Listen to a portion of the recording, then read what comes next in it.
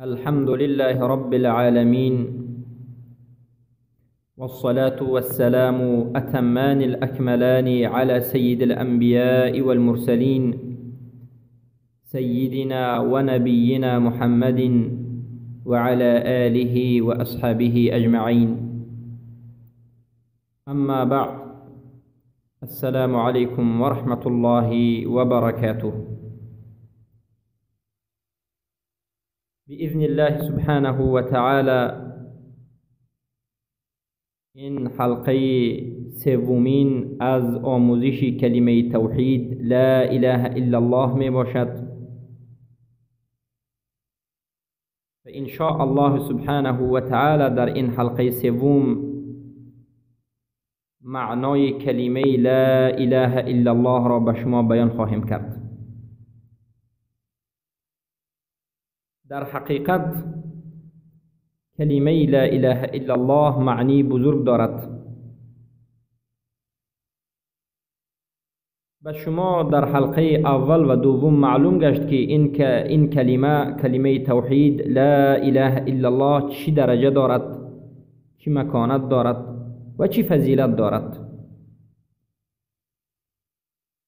وقتی که یک کلمه مکانت درجه بزرگ دارد و اصل دین است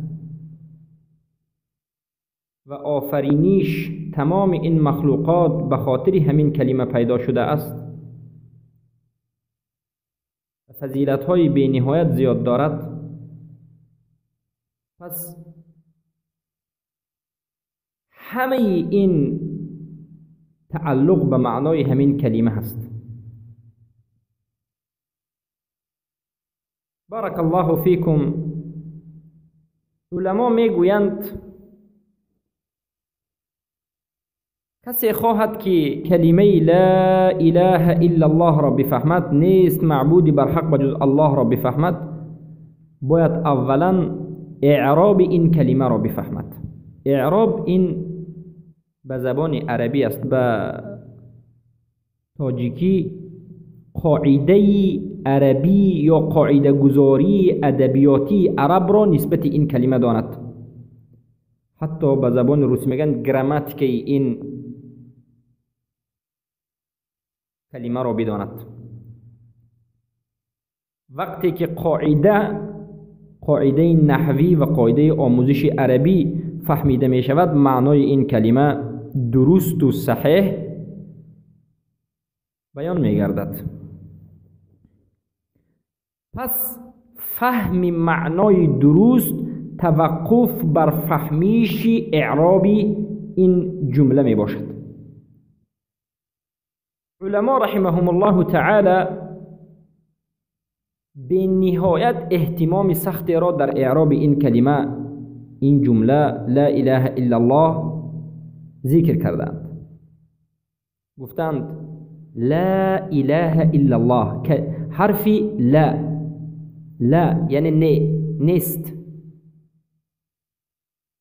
لا معناش نه گفتنی گفت، در اینجا به معنای نیست معبوده. لا اله معبود. کلمه لا این نیست. مثلا به شما کسی بگوید که به نزدم بیا، به زبان عربی اگر خواهید که بگوید نه، شما میگید لا. در زبان عربی میگن این حرف لا نافیه للجنس است. نافیه للجنس، جنس را نفی میکند. بعد از خود آمده چیزی که آمده است جنسش را نفی میکند، رد میکند. البته این از اخوات این هست، این کأن لکن لیت لعل لا. بعد از خودش آمده که اسمی که بعد از خودش می آید آخرش را فتحه میکند و خبر را رفع میکند یا ضمه میگیراند. اسم را منصوب و خبر را مرفوع میکند. البته این سخنهای من به بعضی از طالب علمان شاید تعلق داشته باشد. ان شاء الله فکر میکنیم که این صحبت های ما فایده آور است، گرچنده که انسان های عادی از این صحبت ها شاید کم درک بکنند، کم فهمند. پس وقتی که لا آمد، حرف لا آمد، بعد از خودش آمده اسم باید چی بگیرد؟ آ گیرد. مثلا لا اله. چرا لا اله لا الهی نشد یا لا اله ساکن نشد؟ برای آنکه اله اسم است. اله اسم است، معبود اسم است، نام یک ذاتی که پرستیده می شود. اسم دلالت به نام ها می کند. اسم یا که میگیم حتی در زبان ادبیات تاجیکی هم در مکتب میانه میخونید که اسم یک کلمه است که دلالت به نام ها، به نام های چیز، به نام های اشیا، به رنگ ها، به صفت ها میکند. پس وقتی که این حرف لا آمد، بعد از خودش آمده فتحه می شود. و اله این اسم است، اسم الله است. پس مبنی بر فتحه هست. مبنی بر فتحه گفتن نگاه این است که همیشه به آ می آید. اله همیشه اله می آید. وقتی که حرف لا آمد، لا اله، حرف لا آمد، بعد از حرف لا حتما باید اسم بیاید، بعد از اسم باید خبر بیاید. خبری لا اله الا الله کجاست؟ وقتی که ما لا اله الا الله میگیم، لا بعد از لا اله اسم لا، اما خبر موجود نیست. خبر در این کلمه ظاهرا دیده نمیشد. لا اله الا الله وقتی که میگید خبر نیست. خبر در کجاست؟ خبر محذوف است.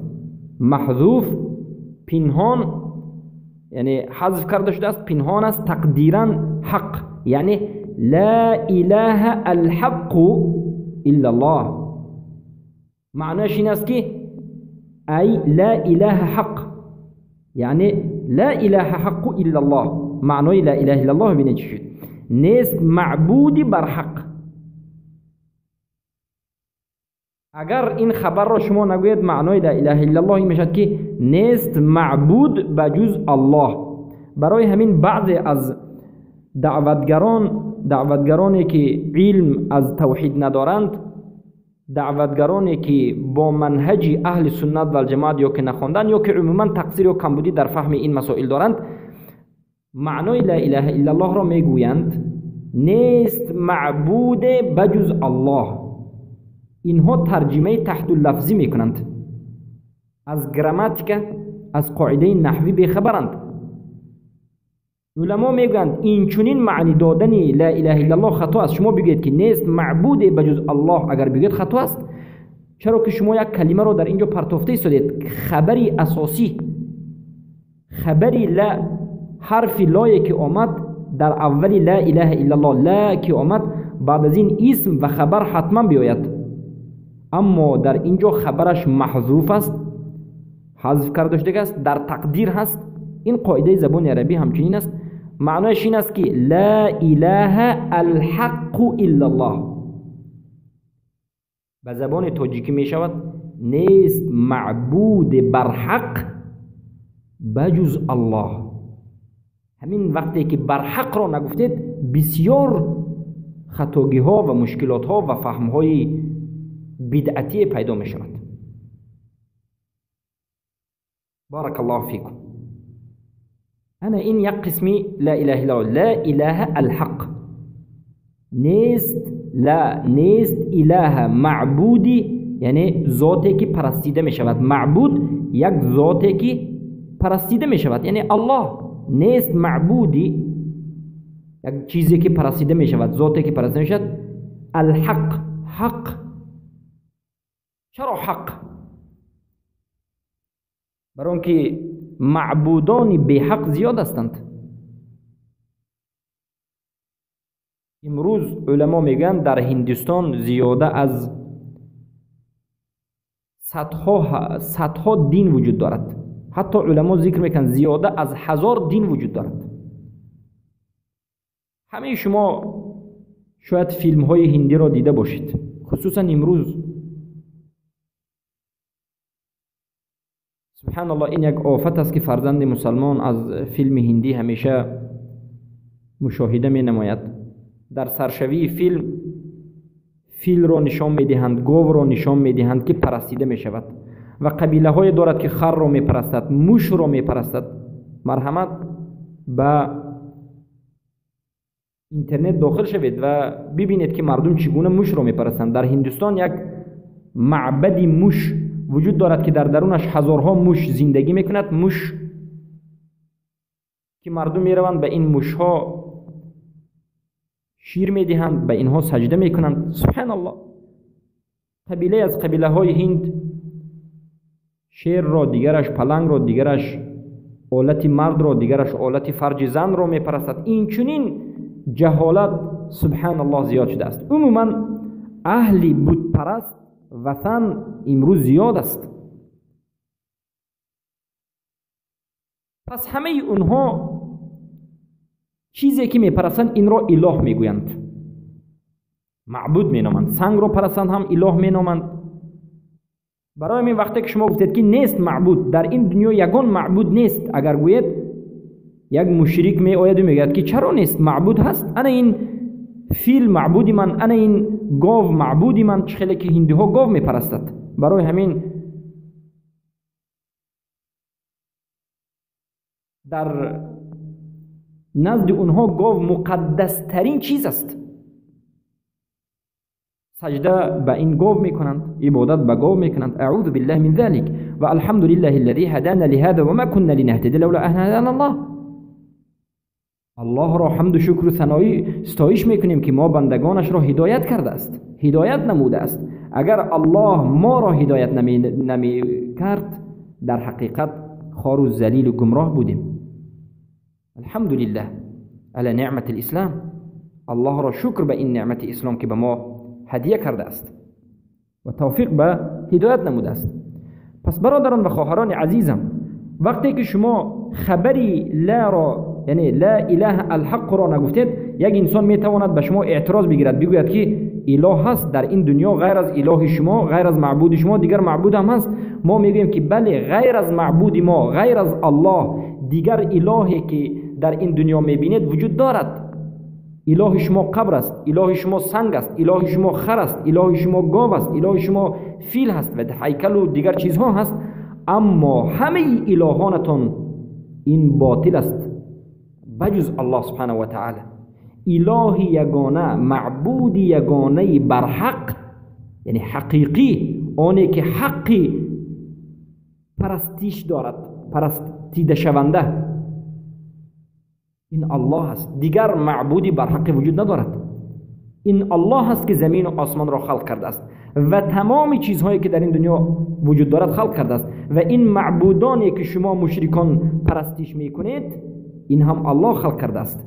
پس الله مستحق عبادت است. الله حقدارترین ذات برای عبادت شدن دارد. دیگر هیچ چیز در این دنیا حقی معبودی ندارد. این معنای لا اله الحق، یعنی نیست معبودی بر حق. این دلالت میکند که حتی در اصول فقه هم یک موضوع وجود دارد، مفهوم المخالفه، یعنی لا اله الحق، نیست معبودی بر حق. این دلالت میکند که هست معبودی باطل، یعنی در این دنیا معبودان باطل زیاد هستند که مشرکان میپرستند، اما همه این معبود که بجز الله پرستیده میشد همه اش باطل است. آخرش دوزخ است، آخرش درد و رنج و عذاب است، ندامت و خسران است. یگانه اله، یگانه معبود، یگانه ذاتی که پرستیده میشود و حق است، مستحق پرستیده شدن دارد، این الله سبحانه و تعالی است. ببینید چقدر معنای زیبای لا اله الا الله. برای همین است که این کلمه مقصد تمام آفرینش است. معنای این کلمه این الله است.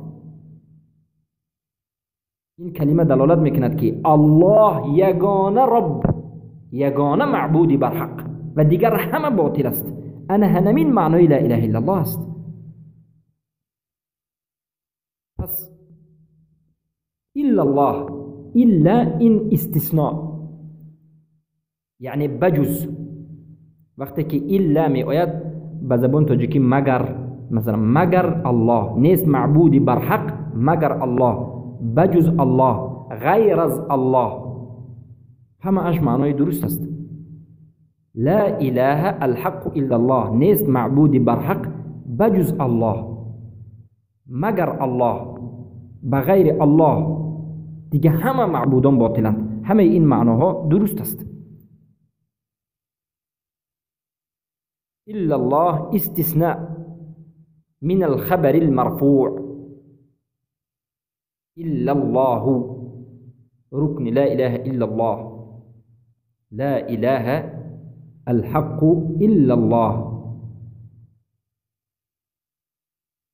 الله آخرش هو است، یعنی او، چرا که خبر استثناء از خبر مرفوع است. اما کلمه الله این اسم الله سبحانه و تعالی است، نام ذات یگانه، ذاتی که بی‌نیاز است، یگانه است، شریک ندارد، زنده و پاینده است، عیب ندارد، نقصان ندارد، همیشه همه بندگانش را می‌بیند، می‌شنود، می‌داند. و این الله به نهایت بزرگ است سبحانه و تعالی و موحدین را دوست دارد و از مشرکین غضبش می آید و بیزار و بری هست از خود مشرکین و عملهای شرکیشان. الله نام این ذات الله هست و تمام دیگر نامهایی که در قرآن و در سنت ذکر شده است، 99 نامی که ما میدانیم، 98 نام زیر انمین الله هست، یعنی الرحمن الرحیم الملك القدوس السلام المؤمن المهيمن العزيز الجبار المتكبر. عموما نام های الله سبحانه و تعالی همه اش در زیر الله است. یعنی از همه این نام های 99 نام الله بزرگترین نام کدام است؟ الله است و دیگر نام ها زیر همین الله است. گویا که الله را، نام الله همین که الله را شرح می دهد، دیگر کلمه ها معنای الله است. همه این نام های الله به زیر الله می آید، اما الله به زیر یگان نام نرفته است. تا امروز هیچ کسی قادر نشده است که نامش را الله گوید و انمین الله نام بزرگترین الله است. الله اکبر. پس برادرم و خواهر بزرگوارم، دعا کردن با این کلمه در حقیقت شفا هست. وقتی که دعا میکنید بگوید یا الله، ای الله، اللهم. اللهم یا معنیش یا الله گفتنی معنی دارد، یعنی اللهم ربنا اگر بگوید اللهم معنیش یا الله، اما در زبان عربی اختصار کردن اللهم. در سنت دعاهای زیاد رسول اکرم صلی الله علیه و سلم به همین معنا آمده است، اللهم. پس برادرم و خواهر بزرگوارم، بارک الله فیکم، الله نام بزرگترین الله است. اما افسوس که امروز مردمان مسلمان فارسی زبان به جای الله خدا میگویند یا که پروردگار میگویند. این غلط است. کلمه الله ترجمه نشونده کلمه است. به یگان کلمه دیگر معنای الله را دادن ناممکن است. ما گفتیم حتی 99 نام الله گفتیم از همه بزرگترینش الله است. 98 نام به زیر الله می آید، معنی الله را می دهد. پس به یک کلمه خدا نام الله را ترجمه کردن، معنی دادن، این نادرست است. این کم نظری کردن بر این نام است. گرچنده که بعضی از متکلمین اهل کلام فلسفه، آنانی که عقلی هستند، یعنی به قرآن و سنت چنگ نمیزنند، اونها به فکرشان چیزی خواهند میگویند که امروز افسوس، صد افسوس که این چنین مردم هم زیاد شده است. عقلش را از نقل پیش میگیرد. اهل بدعت همین چنین هستند، یعنی عقلشان را از قرآن و سنت پیش میگیرند، میگن که هیچ باکی ندارد، خدا گفتن بگیرید. کسانی که میگویند که خدا نگوید و الله بگوید، اینها تنگ نظرم میگد. اعوذ بالله من ذلک. کی نظری تنگ دارد؟ کسی که به قرآن و سنت چنگ میزند، یا کسی که از قرآن و سنت دست کشیده است و به عقلی کمی خود به عقلی ناچیز خود اعتماد کرده است. البته کسی که به قرآن و سنت چنگ میزند، به منهج رسول الله، صحابگان، امامان چنگ میزند، این نجات یافته است. رسول الله گفت، صحابگانش الله گفتند، تمام امامان الله گفتند. کسی کلمه را ترجمه به خدا نکرد، پروردگار نکرد. پس ای مسلمان، ای موحد، ای بزرگوار، الله به تو برکه بدهد. بگو الله. وقتی که دعا میکنی الله به من رزق بده میگویی، به مجرد گفتن الله دعایت قبول خواهد شد. الله این اسم اعظم است، چگونه که در حدیث ها آمده است: الله احد صمد المنان الاول الاخر الظاهر الباطن الحي القيوم بديع السماوات والارض ذو الجلال والاكرام. این نام های بزرگ الله، اسم اعظم، اسم نام اعظم بزرگترین که اذا دعی به اجاب، وقتی که به همین نام ها دعا میکنید دعای شما قبول می شود. الله از اولین و بزرگترین اسم اعظم است. وقتی که الله میگوید دعا میکنید، الله میگوید میطلبید، الله میگوید شفا میطلبید، الله میگوید علم میطلبید، بلا را از خود میرانید، میگید که الله بلا را از من دور کن، از شیطان مرا نجات بده، با مجرد گفتن الله به فضیلت نام الله دعای شما قبول خواهد گشت. اما وقتی که خدا میگوید در حقیقت شما تقصیر کردید، کمبودی کردید و نام الله سبحانه و تعالی را تغییر دادید.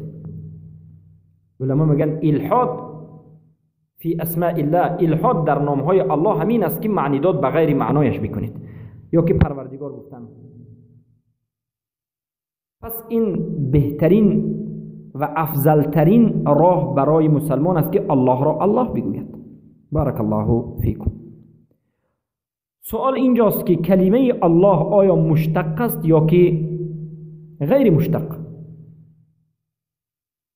یعنی مشتق یا جامد.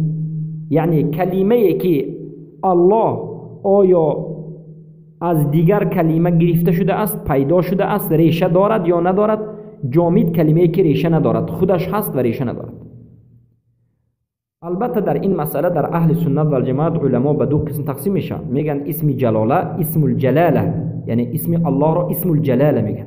الله اسم الجلاله، این میگن نام به ذات مقدس الله سبحانه و تعالی است، نامی که الله به خودش گذاشته است، الله تبارک و تعالی.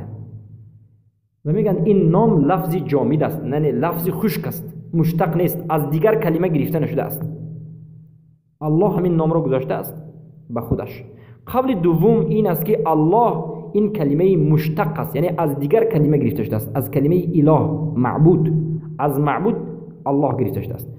و این سخن را علمای نحوی اهل سنت، سیبویه، خلیل، کسائی، فرا و همین سخن را ابن القیم الجوزی و اینچنین شیخ الاسلام تیمیه هم بعضی در قولهایشان ذکر شده است که همین سخن را چی میکنند؟ تأیید میکنند و صحیح میدانند. و این سخنشان در حقیقت اصل دارد از سخنی ابن عباس رضی الله عنه، مفسر و محدث و بحر این امت، که پیامبر صلی الله علیه و آله در حقش دعا کردند که اللهم فقهه فی الدین و علمه التأویل. اما بچه رسول اکرم صلی الله علیه و سلم رضی الله عنه ابن عباس میگن که الله صاحب الوهیت است و معبودیت است به تمام بندگانش. از همین سخن میگن که الله صاحب الوهیت یعنی از کلمه اله گرفته شده است، که این روایت رو امام ابن جریر طبری میگن. و البته همین سخن میگن سخنی صحیح است. و این چونین در عصر حاضر علمای معاصر ما، علمای اهل سنت و الجماعت، علمای محدثین و کبار علما همه میگن که الله مشتق از اله گرفته شده است و معنای اله معلوه بالعباده. معلوه بالاله یعنی اله چی معنی دارد؟ اله میگن معلوه بالعباده. معلوه بالعباده یعنی اله یک ذاتی است که تمام قلبها، تمام دلها مایل به طرف همون است، همون را میخواهد، اشتهای نزدیک شدن به همون ذات دارد. در قلب هر یک انسان وجود دارد، مایل به طرف اله است. اله یعنی معبود. همه رغبت دارد به سوی اله. از اله، از این معبود نفع میخواهد، فایده میخواهد، یا که میخواهد که ضرر از اون دور شود. این مقصد تمام زندگی انسان ها است. میخواهند که فایده برند و ضرر از اونها دور شود. بارک الله فیکم. پس بعضی از انسان ها در معنی داد لا اله الا الله ما گفتیم اله، لا اله الحق، گفتیم نیست معبودی بر حق. بعضی از انسان ها لا اله موجود به جای حق موجود میگن، یعنی نیست معبودی به وجود داشته بجز الله. این چنین معنی دادن غلط است. این چنین معنی دادن چه خیلی که بیان کردیم غلط است. خبری لا این الحق است، موجود نیست. برای اون که ما میگیم وقتی که شما گفتید که نیست معبودی موجود، نیست معبود موجود بجز الله میگید، دیگر انسان میتواند به شما اعتراض بکند که موجود اله باز هست، دیگر در این دنیا معبودان وجود دارند، مشرکان بسیار معبودها دارند. پس این بود معنای لا اله الا الله. مختصرا میگویم لا اله الحق الا الله، نیست معبود بر حق بجز الله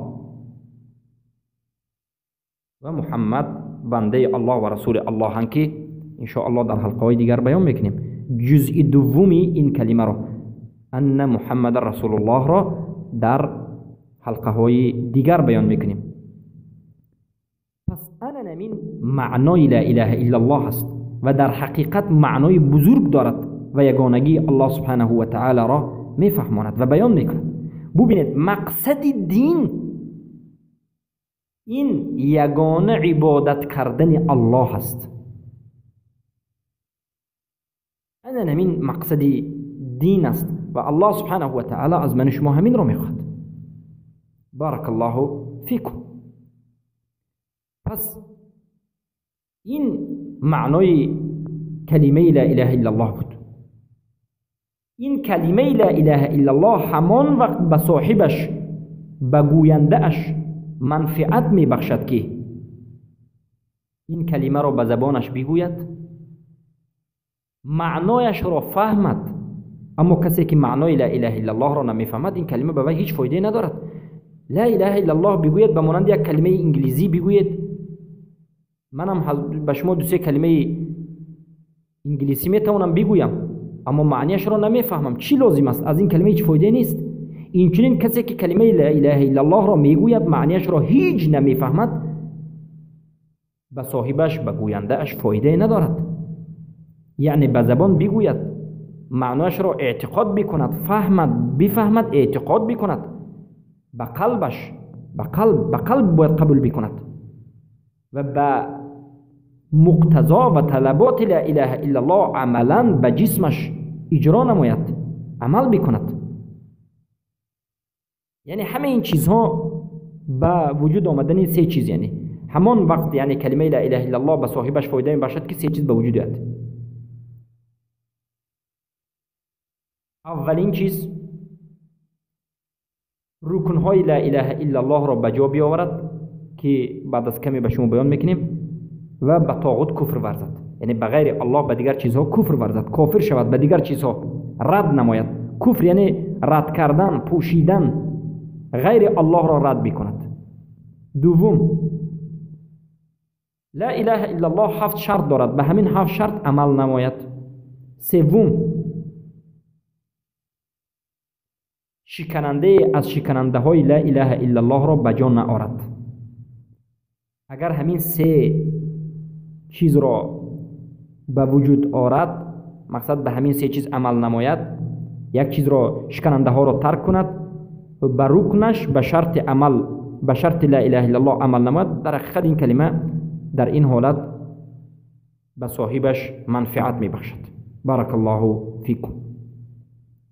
بله، لا اله الا الله رکن دارد، دو رکن دارد، ستون دارد، و لا اله الا الله شرط دارد، 7 شرط دارد. و لا اله الا الله شکننده ها دارد. شکننده های لا اله الا الله به نهایت زیاد است و شیخ الاسلام مجدد الدین محمد بن عبدالوهاب رحمه الله 10 تا این را در کتاب نواقض الاسلام ذکر کردند که ما در درس های گذشته شکننده های اسلام را شرح دادیم. شکننده های اسلام را در 17 حلقه شرح دادیم. بارک الله فیکم.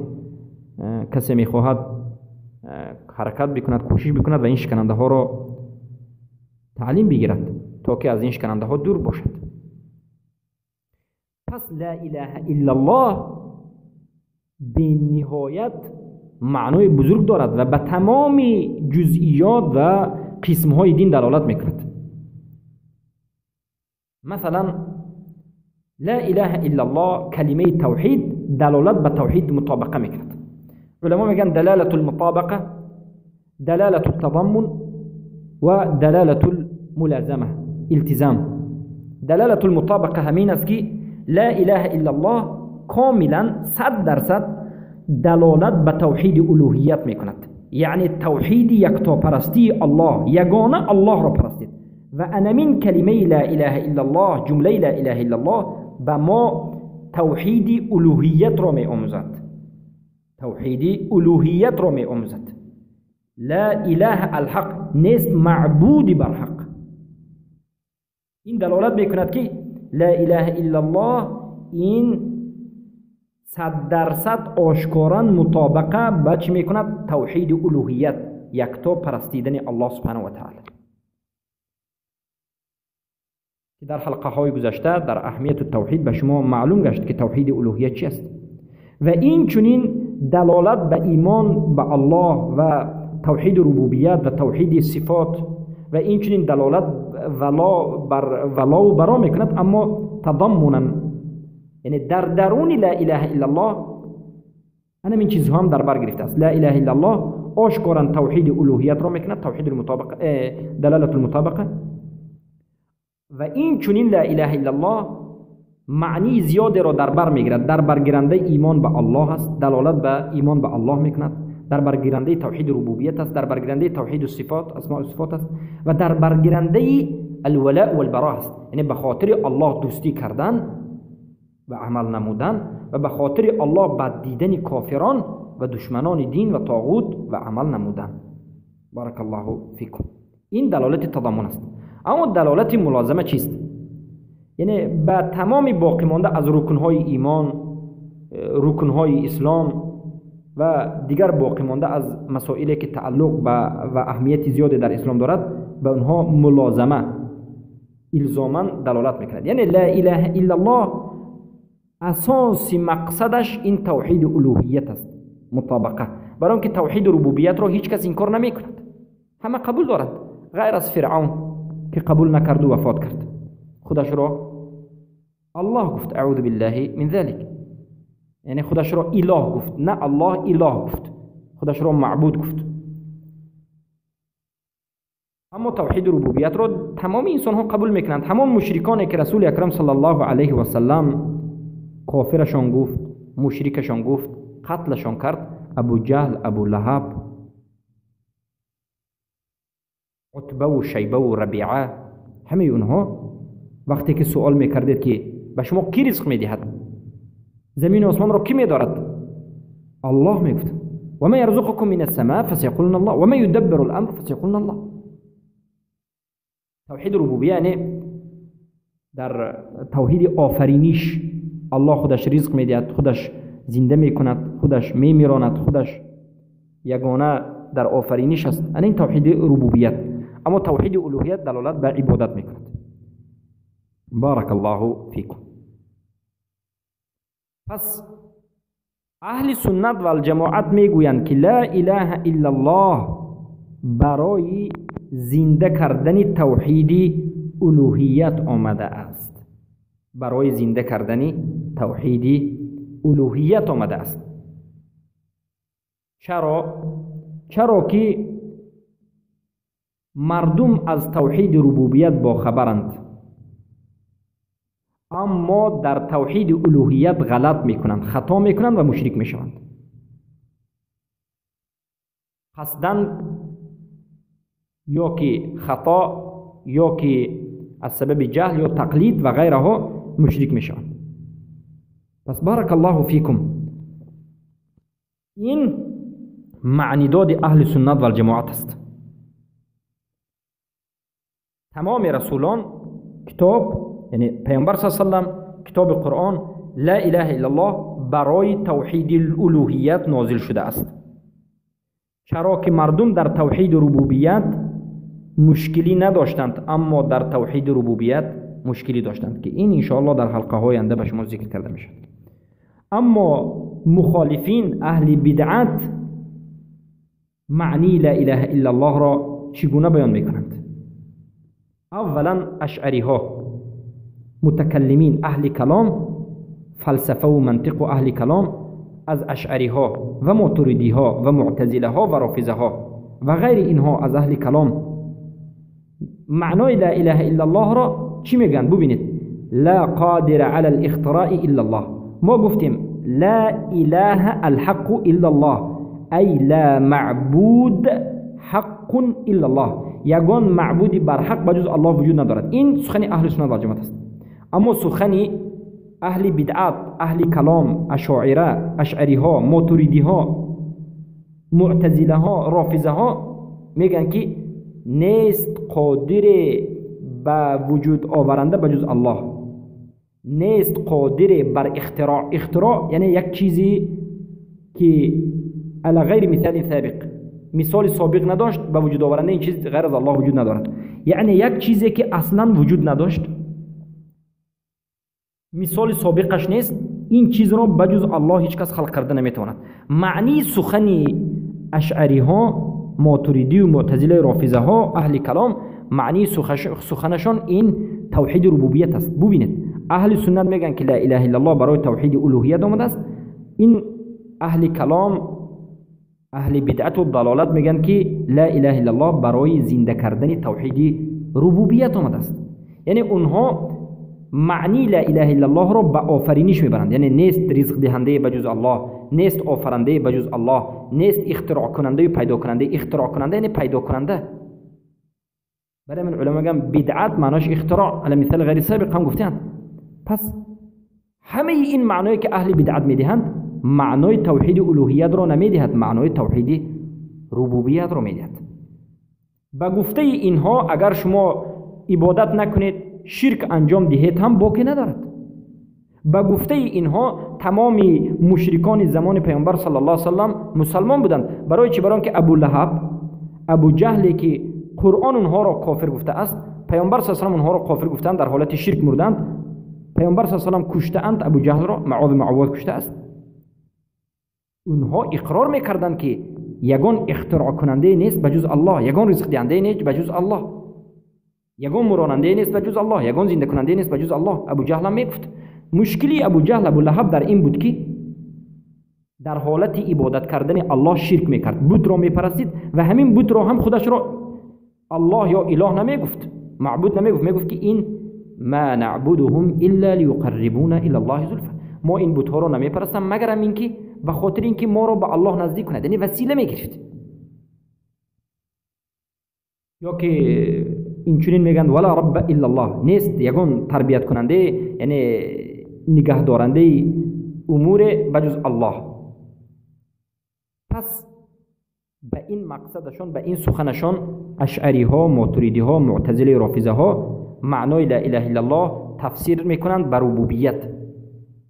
و البته این باز میگردد به جهل اینها به معنای اله. در حقیقت اشعری و ماتریدی و معتزله و رافضه اینها به معنای اله جاهلند. آنه که معنای اله گفته معبود است. اله در نزد اهل سنت و جماعت معبود، یک ذاتی پرستیده شونده، یک ذاتی که همه به اون عبادت میکنند. اما در نزد اهل بدعت خالق، معبود را خالق میگویند. سبحان الله، کلمه را تعویل کردند، یعنی تحریف کردند. در زبان عربی کلمه اله این معبود است. اما در نزد اهل بدعت اله این معناش خالق یا که مخترع یا که رب یا که قادر است. یعنی لا قادر الا الله، لا قادر على الاختراع الا الله، لا رب الا الله، همچنین میگن. اما معنای این در قسم اول اهل بدعت بود. قسم دوم اهل بدعت فلسفی ها که از یونانی ها گرفته شده است، اینا میگن که لا متحیر فیه الا الله، یعنی نیست اون چیزی که در وی همه حیران هستند بجز الله، یعنی یگانه چیزی که همه در وی در حقش حیران میشوند متحیر هستند این الله است. عادتا فلسفه ها که از یونسکو گرفته شده است میگن از یونان قدیم، از رومی ها و اونها این علم برآمده است، در بسیار حالت متحیر هستند، به حیرت زده اند. یعنی میگن که نیست حیرت زده چیزی بجز الله، یعنی به الله حیرت میزنند. الله میگن این یک ذاتی است که متحیر هستیم ما در حقش و در آخر ملحد میشوند. لا متحیر فیه الا الله میگن، لا اله الا الله را لا متحیر فیه الا الله میگن و این غلط است و این کفر است. اما معناش در نزد حلولی ها، اتحادی ها و اصحاب وحده، یعنی در این مسئله انشاءالله در حلقه های آینده در شرح توحید به شما صحبت میکنیم. حلولی یعنی کسانی هستند که الله سبحانه و تعالی را در همه چیز میبینند. اتحاد یا که اصحاب الوحده همین است که الله یگانه است و در همه جا وجود دارد. میگن یعنی اون چیزهایی که شما میبینید، درخت، حیوان، اعوذ بالله من ذلک، تمام نمود انسان ها، میگن همون الله است و در درونش همون چی است؟ الله است. برای میگن که لا موجود الا الله، یعنی الله در نزد اونها عین الوجود است، یعنی همون چیزی که وجود دارد حاضر همون الله است. میگن اعوذ بالله من ذلک، لا موجود الا الله، یعنی یگان چیزی وجود ندارد بجز الله، یعنی تمام چیزی که امروز وجود دارد این الله است. اعوذ بالله من ذلک. ابن عربی و بسیار صوفی های غلات و اینچنین در بعضی حالتها جهمیه غلات، رافضه هم در بعضی از قسمهایش به همین عقیده رفته است. یعنی تمام چیزهایی که در روی دنیا هست میگن همین اله است، یعنی یگان چیزی وجود ندارد مگرم این که همون الله است. اگر پرسیدید که این حیوان در پیشتون وجود دارد این کی است؟ میگن که این اعوذ بالله در درون این الله است. میگن انا من را عبادت کنید الله است. از نظر این مشرکین وقتی که شما کی را پرستیدید، وقتی که شما یک بت را پرستیدید مسلمانید، یا که تمام مشرکین مسلمان هستند و اونها کفر ندارند. اعوذ بالله من ذلک. در حقیقت این قسم از انسان ها هم خود را نسبت به اسلام میدهند. سبحان الله، سبحان الله که مشرک شده اند، 100% مشرک شده اند، لیکن خود را نسبت به اسلام میدهند و خود را فرقه حتی نجات یافته میگویند. این چنین یک بطلان و زلالت هم دارند. بارک الله فیکم. و این فرقه سوم اهل ضلالت و گمراه اهل بدعت بود. فرقه چهارمی که معنای لا اله الا الله را خطا بیان میکنند این قبوری ها هستند، قبر پرستا و صوفی ها. برادران و خواهران عزیز، بارک الله فیکم. ان شاء الله وقتی که الله سبحانه و تعالی به ما توفیق داد فرقه صوفی را به شما در حلقه های جداگانه بیان می نماییم. اما بفهمید که صوفی ها فرسخ ها از حق دور هستند. صوفی ها معنای کلمه لا اله الا الله را هم غلط بیان می کنند، بزرگترین کلمه را خطا می فهمند. برای قبوری، اکثر قبوری ها صوفی هستند، یعنی قبر پرستو اکثرش صوفی هستند. میگن لا اله الا الله یعنی لا اله فی الوجود الا الله، میگن نیست معبود در وجود بجز الله. سبحان الله. پس مقصد اینها از این سخن باطلشون این است که یعنی قبوری صوفی ها اله و معبود را میگن آنی که اله و معبود همان ذاتی هست که خلق میکند، زمین و آسمان را نگه میدارد. مثلا میگن الله یک ذاتی هست که خلق میکند، زمین و آسمان را نگه میدارد و میمیراند، زنده میکند. در بعضی حالت میمیراند، زنده میکند. اما میگن دعا، عبادت، استغاثه، استعانه، همه این نمود عبادت میگن به اولیا کرده میشد.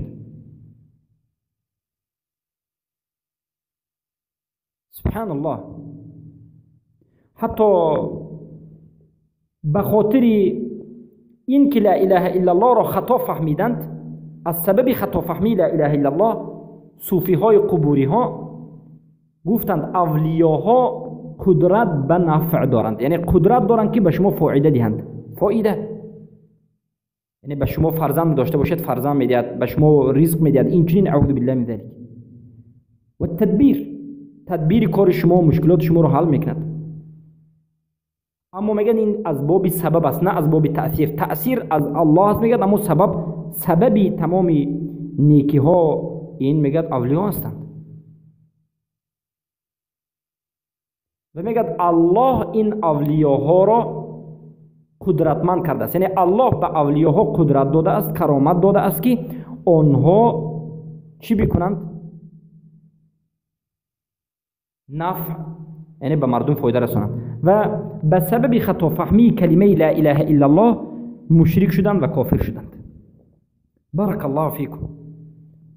این چنین سخنی وجود ندارد که انسان همیشه به خواست خودش کرامت داشته باشد. یعنی اگر یک کسی بگوید که من کرامت دارم، کدام زمانی که آمدید من به شما فایده میدم، مثلا یک چیزی گوشته شما را یافته میدم، یا که یک درد شما را شفا میدم، یا که یک طلب شما بجویم، این اعوذ بالله من ذلک هیچ کرامتی ندارد. این اولیا هم نیست، این یک شیطان است. کرامت به اختیار خودی بنده نمی شود. کرامت به اختیار خودی بنده نمی شود. در حالتهای سخت الله سبحانه و تعالی به شما یک کرامتی را می دهد که خود شما در حیرت میمانید، خود به خود از مشکلی دور می شوید. این کرامت است. اما کی خواستید کرامت پیدا نمی شود. این یک از باب فایده بود. پس این 4 فرقه اهل بدعت و ضلالت و مخالفین اهل سنت و جماعت در مسئله لا اله الا الله بود. فرقه اول اشعری، ماتریدی، معتزله، رافضه. لا اله الا الله را چی میگن؟ لا قادر علی الاختراع الا الله ولا رب الا الله میگن. و اونها معنای معبود را، اله را، معنای معبود را یعنی اله معبود را و یا چی میگن؟ تفسیر به خالق، مخترع، رب و قادر میگن. اهل بدعت و خرافات دوم مخالفین اهل سنت و جماعت اهل فلاسفه هستند، فلسفی ها که لا اله الا الله را میگن لا متحیر فیه الا الله. فرقه سوم از فرقه گمراه شدگان و خار شدگان و مشرکان حلولیه، اتحادیه، اصحاب الوحدت الوجود. بدترین این انسان ها میگن که لا موجود الا الله، اعوذ بالله من ذلك. الله در نزد اونها عین الوجود است، یعنی چیزی که وجود دارد در روی زمین راه میگردد همون الله است میگن اعوذ بالله من ذلك. چهارمین فرقه باطل این است که میگن معنای لا اله الا الله میگن لا اله فی الوجود الا الله، اعوذ بالله من ذلك. و این سخنی قبوریه و صوفی است. پس اکنون به شما بار دیگر تکرار میکنیم که کلمه لا اله الا الله معنای حقش، معنای درستش، اون معنایی که رسول الله صلی الله علیه و سلم به ما از جانب الله بیان کردند، اون معنایی که الله میخواد، این چی معنا است؟ این لا معبود بحق الا الله، لا اله الحق الا الله. لا اله یعنی لا معبود بحق الا الله، نیست معبودی بر حق بجز الله. معبود ذات پرستیده شونده، نیست یگان ذات پرستیده شونده بجز الله، نیست یگان ذات پرستیده شونده به حق بجز الله. و در حقیقت لا اله الا الله دلالت به توحید عبادت الوهیت میکند. بارک الله فیکم. الله سبحانه و تعالی را حمد میگویم که به ما توفیق داد که این بزرگترین سخن را، موضوع را به شما بیان نماییم. البته این از توفیق الله سبحانه و تعالی و از فضلش و از کرمش بود. با من حلقه سومین خود را به پایان میرسانیم و در حلقه دیگر به شما باقی مانده از مسائلی که تعلق به لا اله الا الله دارد بیان خواهیم کرد. سبحانك اللهم بحمدك اشهد ان لا اله الا انت استغفرك واتوب اليك.